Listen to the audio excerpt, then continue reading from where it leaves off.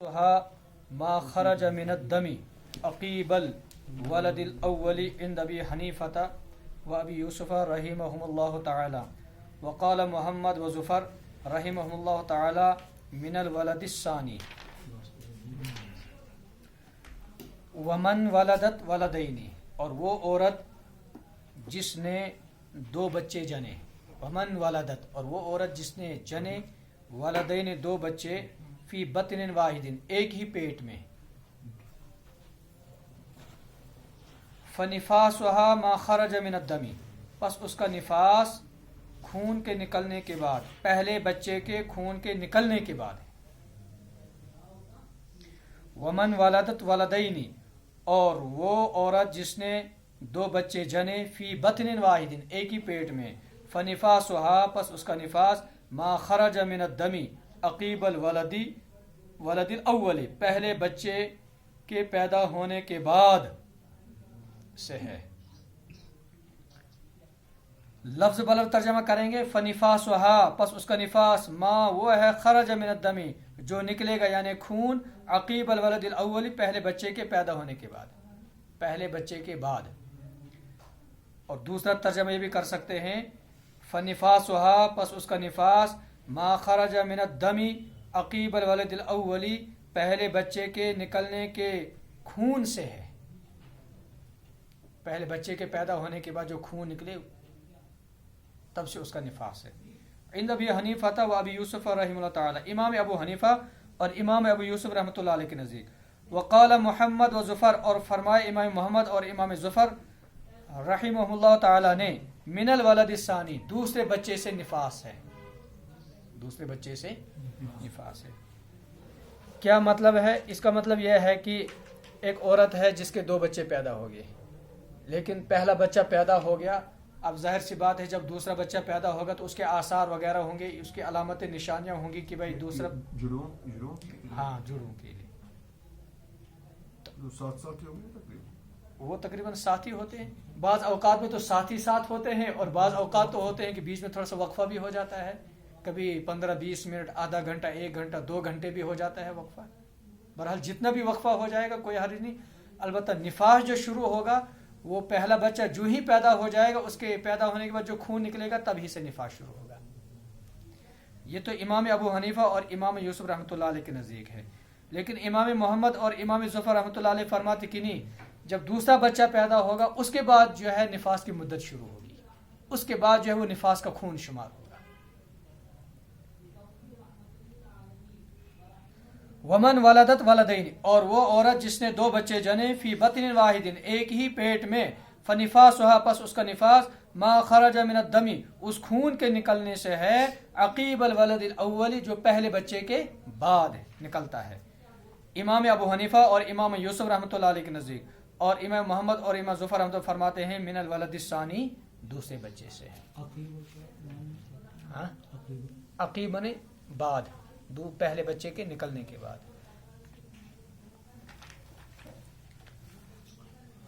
باب الانجاسی، یہ باب ہے نجاستوں کے بیان میں۔ ای ھذا باب فی احکام الانجاس، یعنی یہ باب نجاستوں کے احکام کے بیان میں ہے۔ اب یہاں سے ناپاکیوں کو بیان کریں گے، کون کون سی چیز ناپاک ہے اور کون کون سی چیز ناپاک نہیں ہے، اسی کو بیان کریں گے۔ انجاس نجس کی جمع ہے، نجس بھی کہہ سکتے ہیں جیم کے فتح کے ساتھ، اور نجس جیم کے کسرہ کے ساتھ بھی پڑھ سکتے ہیں۔ انجاس نجس کی جمع ہے، اور اسی طرح نجس کی بھی جمع ہے، یا یہ کہہ سکتے ہیں کہ انجاس نجسن کی جمع ہے، یا یہ انجاس نجسن کی جمع ہے، لیکن معنی الگ الگ ہوں گے۔ اگر ہم یہ کہیں گے کہ انجاس نجسن کی جمع ہے جیم کے فتح کے ساتھ، تو اس سے مراد ہوگی عین نجاست، فی نفسی جو نجاست ہوگی، جیسے پیشاب ہے، پاخانہ ہے، گوبر ہے، تو نجسن جب پڑھیں گے تو اس کا اطلاق عین نجاست پر ہوگا، نجاست کے جسم پر ہوگا، اس سے مراد وہ نجاست ہوگی، چاہے وہ نجاست کوئی بھی ہو، پیشاب ہو، پاخانہ ہو، یا کوئی بھی چیز ہو۔ اور اگر ہم انجاس کو یہ کہیں گے انجاس نجسن کی جمع ہے جیم کے کسرہ کے ساتھ، تو اس سے مراد ہے کہ وہ چیز جو ناپاک ہوگی، چاہے وہ پھر وہ کپڑا ناپاک ہو، چاہے وہ کوئی دوسری چیز ناپاک ہو، کوئی بھی چیز ناپاک ہوگی وہ مراد ہوگی پھر نجس سے۔ تو انجاس یہ جمع ہے، اس کا واحد جو ہے نجسن بھی ہے اور نجیسن بھی ہے، لیکن جب ہم اس کا واحد یہ مانیں گے کہ یہ نجس ہے جیم کے فتح کے ساتھ، تو اس سے مراد ہوگا عین نجاست، یعنی نجاست مراد ہوگی، فی نفسی نجاست مراد ہوگی۔ اور اگر ہم مانیں گے یہ کہ انجاس یہ نجس کی جمع ہے جیم کے کسرہ کے ساتھ، تو اس سے مراد یہ ہوگا وہ چیز جو ناپاک ہوگی، پاک ہے لیکن کسی چیز کی وجہ لگنے سے ناپاک ہوگی۔ لیکن جب ہم انجاس کو نجسن کی جمع مانیں گے یعنی عین نجاست، تو مطلب یہ ہوگا کہ عین نجاست جس چیز پر لگی ہوگی اس چیز کو پاک کرنا ہے۔ اور اگر ہم یہ کہیں گے کہ انجاس نجس کی جمع ہے یعنی وہ چیز جو ناپاک ہو، تو اس صورت مطلب یہ ہوگا کہ بھئی ناپاک چیز کو پاک کرنا ہے۔ مطلب ہم یہ کہیں گے یہ اس پر کوئی ناپاکی لگ گئی تو ہم یہ کہیں گے کہ یہ نجس ہے یعنی ناپاک چیز ہے، اب اس کا مطلب یہ ہے کہ اس کو پاک کرنا ہے۔ اور اگر ہم یہ کہیں گے کہ یہ چیز یہ جو ہے یہ نجس ہے یعنی عین نجاست یہی ہے، تو اس کا مطلب یہ ہے کہ جس پر یہ لگے گی اس کو پاک کرنا ہے۔ دونوں کا مطلب ایک ہی جیسا ہے، البتہ لغوی اعتبار سے فرق ہے کہ انجاس نجسن کی بھی جمع ہو سکتے اور نجیسن کی بھی جمع ہو سکتے۔ اگر نجسن کی جمع ہے تو نجس کے معنی ہے عین نجاست، اور اگر نجس پڑھیں گے تو اس کا مطلب ہے کہ وہ چیز جو ناپاک ہوگی۔ تطہیر النجاست واجب من بدن المصلی، نجاست سے پاک کرنا واجب ہے یا نجاست کو دور کرنا واجب ہے مصلی کے بدن سے، نماز پڑھنے والے کے بدن سے، وثوبہ اور اس کے کپڑوں سے، والمکان الذی یصلی علیہ اور وہ مکان جس پر وہ نماز پڑھے گا۔ یعنی کیا مطلب؟ یعنی جب انسان نماز پڑھنا چاہے گا تو بدن بھی پاک ہونا چاہے، کپڑے بھی پاک ہونے چاہے، اور وہ جگہ جس پر وہ نماز پڑھے گا وہ بھی کیا ہونی چاہے؟ پاک ہونی چاہے۔ تو نجاستوں سے ان جگہوں کو پاک کرنا ضروری ہے۔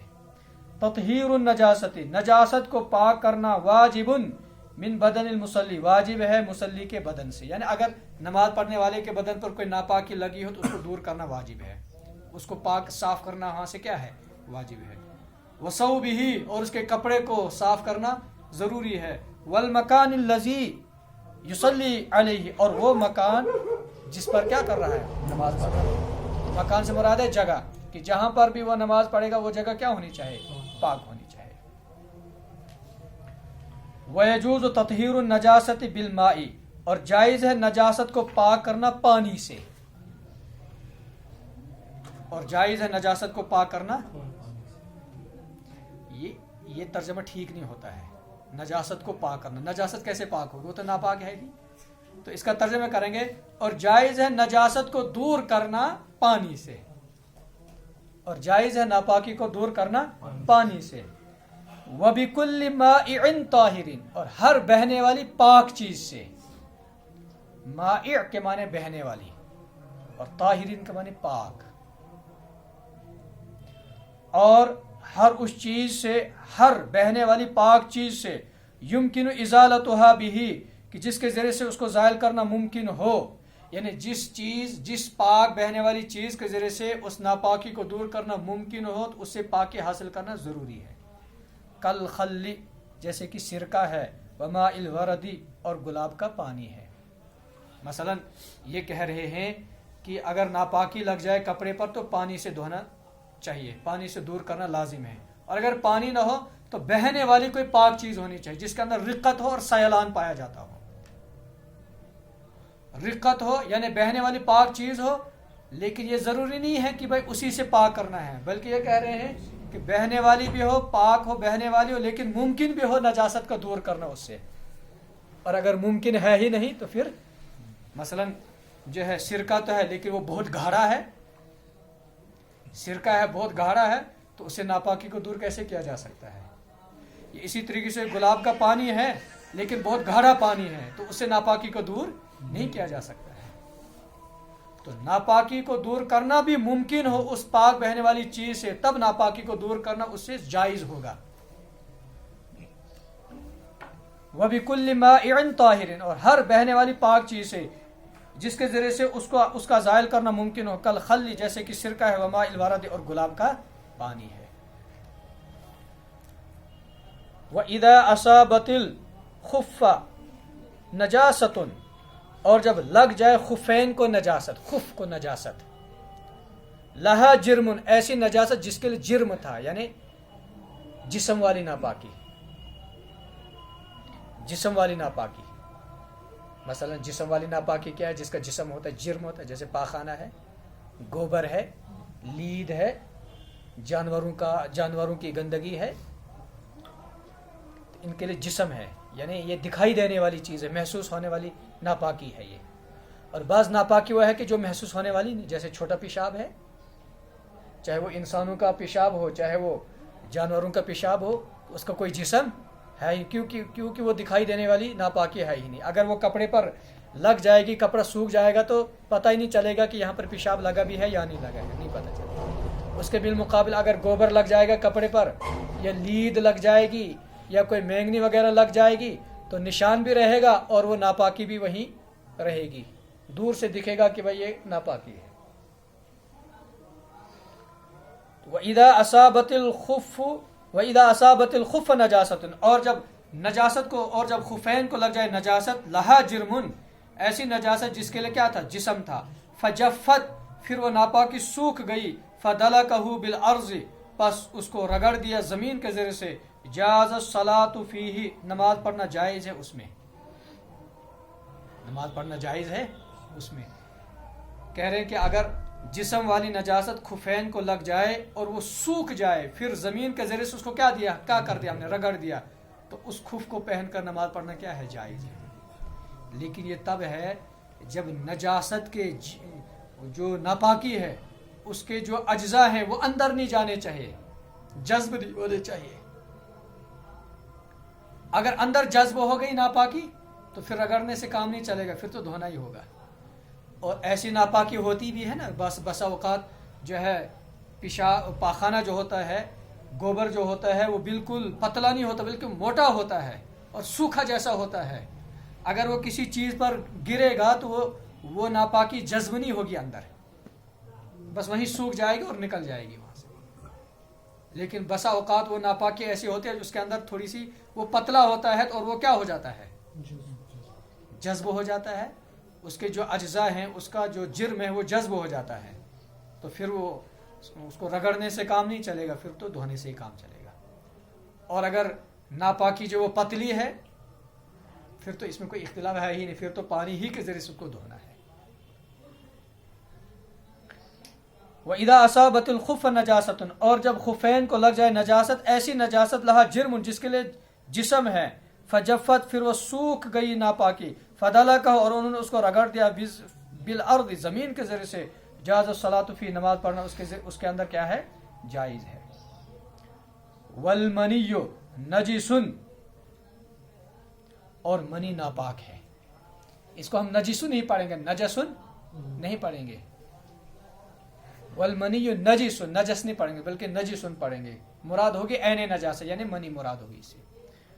اور منی والمنی نجس اور منی ناپاک ہے. یجب غسل رطبہ واجب ہے تر کا دھونا، تر منی کا دھونا. فاذا جف علی الثوب پس جب وہ سوکھ جائے کپڑے پر، اجزاہ فیہ الفرق کافی ہے اس کو رگڑنا، کافی ہے اس کو رگڑنا. کیا مطلب یہ ہے کہ اگر منی تر ہے تو اس کو تو دھونا پھر لازم ہے، واجب ہے دھونا. کپڑا دھونے سے پاک ہوگا. لیکن اب اگر منی جو ہے وہ گاڑھی ہو اور اس کے اندر تری نہ ہو، وہ تر نہ ہو، اور وہ کپڑے پر لگ جائے اور وہ کپڑے پر لگ کر سوکھ جائے تو اس کو کھرچ دینے سے کپڑا پاک ہو جائے گا. کھرچ دینے سے کپڑا کیا ہو جائے گا؟ پاک ہو جائے گا. لیکن آج کل یہ مسئلہ چلنے والا نہیں ہے. والمنی نجس اور منی ناپاک ہے، واجب ہے تر منی کا دھونا. فاذا جف علی الثوب پس جب وہ سوکھ جائے کپڑے پر، اجزاہ فیہ الفرق تو کافی ہو جائے گا اس میں رگڑنا. الفرق کے معنی ہے رگڑنا.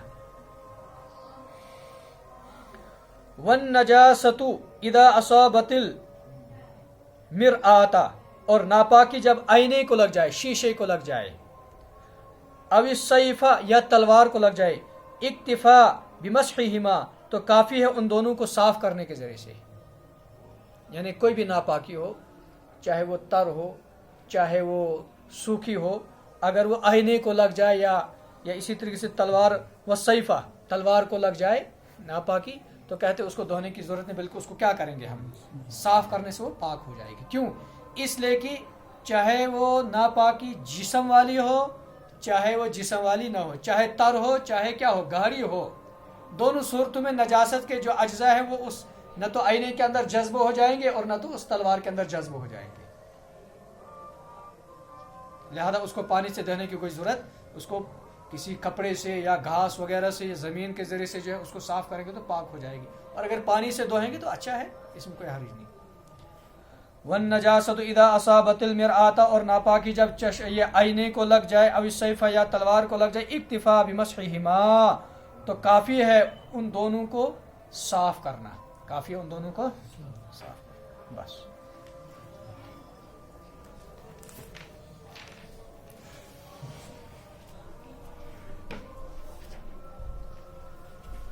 وہ جو آپ نے منی